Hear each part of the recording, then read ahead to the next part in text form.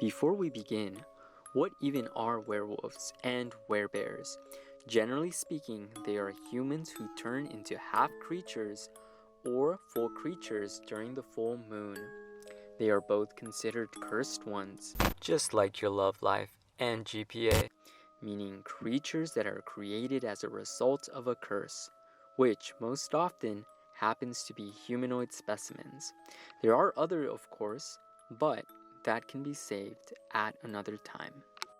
Werewolves and werebears are also therianthropes. Therianthropy is a magical disease that changes the afflicted specimen into an animal or human-animal hybrid during the full moon.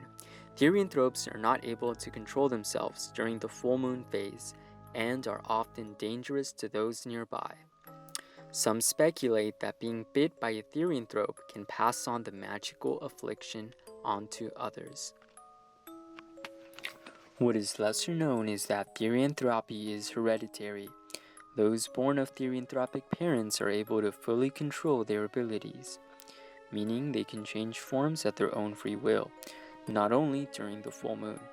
Again, these creatures should not be compared to other shape-shifting specimens, such as the notorious skinwalkers.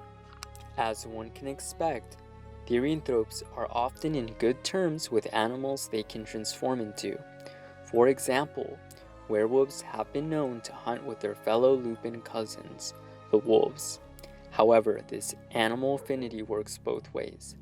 Therianthropes of different animal variants do not get along, such as a werewolf and a werecat, and more commonly known is the mutual rivalry between vampires and werewolves.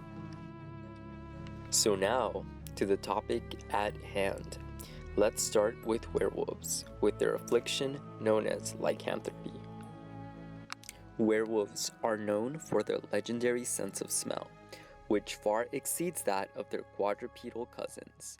Some are even able to master the art of scent shifting, meaning they can learn to shift only specific internal parts of their bodies, such as the nose or ears, while in human form, in order to heighten those senses.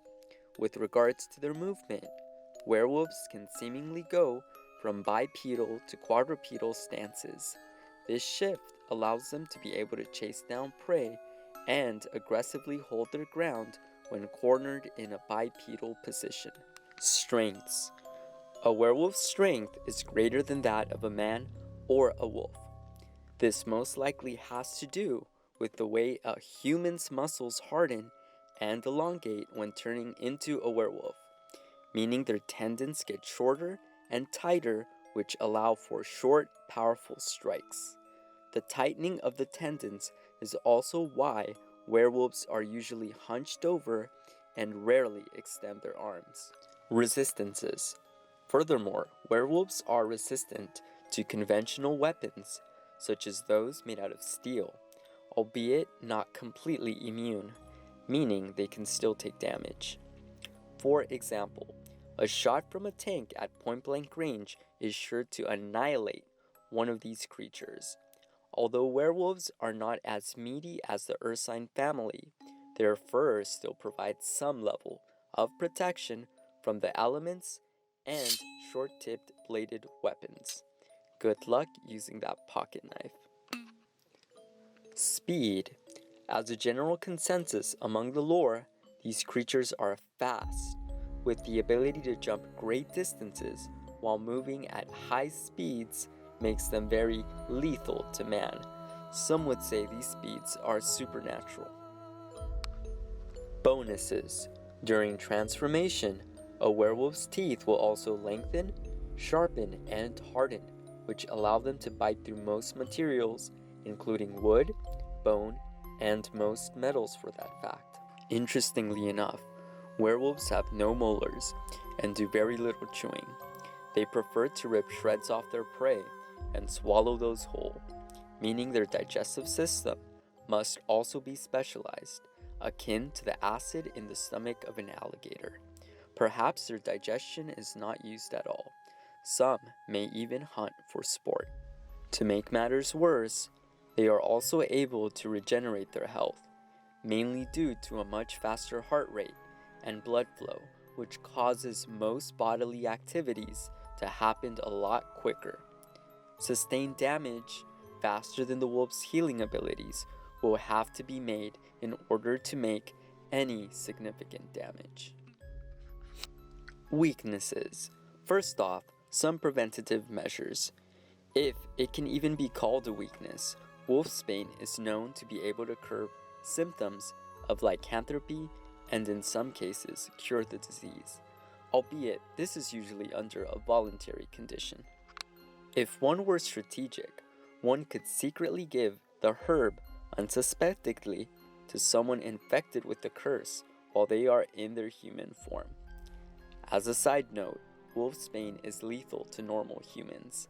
Hence, making a mistake with your suspect could raise some eyebrows. Wolfsbane also only works on those cursed as werewolves, and not someone who was born a werewolf. Finally, for our preventative measures, electric shock is also said to stop a person from transforming into a werewolf. However, by that logic, a stake to the heart is sure to do the trick as well. Who knew that werewolf transformations had a cast time? Have no fear. If faced with a fully transformed werewolf, there are some things that can help. Werewolves are extremely sensitive to silver, and while their senses are generally heightened, their sense of sight remains weak. Wolves themselves are nearsighted, and sequentially, so are werewolves to a more if not equal degree. A werewolf's fur, while providing a mild layer of protection, also makes them susceptible to being caught on fire. A bright camera flash, even that from a mobile phone, can be enough to blind them momentarily and buy you some precious time. Like their vision, due to their heightened sense of hearing, werewolves are also susceptible to high-pitched noises. Essentially, like dealing with any enemy, using the werewolf's strengths to your advantage is sure to be an effective measure if used strategically, albeit this is easier said than done, even for a master tactician. One last thing to note, it is thought that the same thing that causes humans to change into vampires or werewolves when bit is poison to each other. So if a vampire bites a werewolf, it will essentially be poisoned and die. Or conversely, if a werewolf bites a vampire, the vampire will die. Werebears. Now, when it comes to werebears, they share basically the same abilities and weaknesses as therianthropes. However, these strengths and weaknesses can have varying degrees of potency. We have to remember that the disease that afflicts therianthropes seems to augment the base characteristics of the human and the animal it takes the hybrid form of. Taking this into consideration, let's take a look at the bear in its base form. The biggest variants of the bear are the grizzly bear and the polar bear. The polar bear is considered the largest land predator on the planet, even larger than the grizzly bear. A grizzly bear itself can weigh up to 400 to 800 pounds and reach anywhere from 5 to 8 feet in length. They can also run up to 30 miles per hour and are also able to swim and climb. In terms of strength, grizzly bears have been known to smash into doors and break into cars without much trouble. Many rangers I've met have made opening a can of tuna akin to a bear opening a SUV to get a leftover scraps of food. Strength. Polar bears have a bite force of 1,200 pounds per square inch, or psi. In comparison, the average male only averages around 150 psi. Weaknesses. As before, silver is an effective weapon against those afflicted by the therianthropic curse. Conventional weapons can work, but the firepower needed to put down a bear right then and there might even be too much for someone like War Machine. As a preventative measure, the best way to deal with a werebear would be to kill the human before he even has a chance to turn. Once transformed, Werebears have all the impressive feats of strength of a bear, only multiplied by a factor. This makes werebears exceptionally strong, even tougher and more relentless than real bears. In tales, they are described as being invulnerable to pain and being able to heal any wound received almost instantaneously, which makes sense being that their base form, the bear, already fits that description well. Differences. There are some key differences to their lycanthropic cousins. When transformed, werebears are said to be overwhelmed by rage and sent into a berserking bloodlust, which they must satiate in order to return to human form. Must being the key word here. This could be a reference to how a human will never be able to outrun a bear. Lastly, werebears retain the same form as that of a true bear. Contrast to werewolves who take a hybrid form, although some are also said to be able to turn into normal wolves, though one can fathom the reason why a werewolf would want to turn into a normal wolf. Most likely, those who are born into lycanthropy are the ones who are able to control their transformation and are able to accomplish full non-hybrid transformations. Variants. The Ulfhedin is a stronger type of werewolf in Norse mythology and often hunts men. Older and particularly dangerous Ulfhedin are called Werewolves. Finally, I will also be considering the big bad wolf in this face-off. Technically, this creature of fairy tale is not a werewolf, but rather an actual wolf, albeit smart and sentient. However, the big bad wolf is almost always portrayed as a bipedal creature with a humanoid stance. The big bad wolf has to be able to mimic human traits in one way or the other. How else would he be able to trick our Little Red Riding Hood? Because of this, I will be including the big bad wolf in our face-off. It may be a wolf, but it does not share many of the visual characteristics. Not to mention, it is likely smarter than a werewolf. In theory, according to my independent analysis through these AI simulations, werebears should be able to defeat normal bears, and Ulfhedin should be able to defeat normal werewolves. My simulations confirm these statistics. As such, I am confident with the following face-off. Enjoy.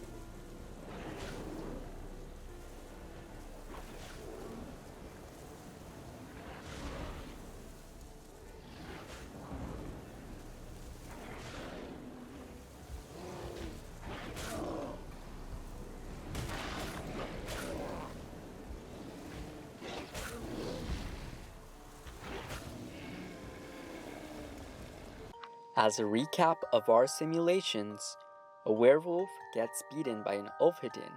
No surprise there. But the Ulfhedin gets beaten by a normal bear.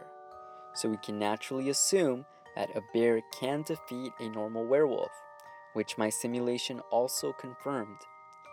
That bear can get beat by a werebear. No surprise there as well. Then, if the Ulfhedin, being a superwolf, cannot defeat a werebear, let alone a bear, what can in fact defeat the werebear? Well, it turns out our friend the big bad wolf is a lot stronger than we thought. Conclusion: although the werewolf possesses regenerative abilities, bears are simply built like tanks, and as we talked about earlier, werewolves are weak to tanks. The werewolf's damage output was simply not enough to put a bear dead in its tracks. While the bear being slower, its heavy hits were more than enough to eventually take out the werewolf. The Ulfhedin shared a lot of the same traits and abilities of the werewolf. While its run speed was about the same, the Ulfhedin had a slightly better evasion, dodging more attacks than its werewolf cousin. Both the werewolf and the Ulfhedin were able to call wolves as allies. While some nearby wolves did appear, they chose not to engage with the bear, probably knowing it was a losing battle. Finally, the big bad wolf showed the highest evasion from attacks when compared to the werewolf and even the Ulfhedin. This brings the thought that the big bad wolf is far more intelligent than a man and werewolf. It might even beg the question that this creature is hyper intelligent. What exactly is the big bad wolf? Well, my friends, it is certainly no werewolf. Its damage output, intelligence, and agility puts it far above the werebear, one of the strongest supernatural creatures out there. Not even 3 werebears could face the big bad wolf. Perhaps this creature is otherworldly. Who would have known that the story of Little Red Riding Hood, that we heard of as children, would contain such a fearsome creature? This begs the question, how strong was the woodcutter in this story? Was he even ever really human? Did he wield some sort of magical weapon or artifact? Well, that, my friends, is a story for another day.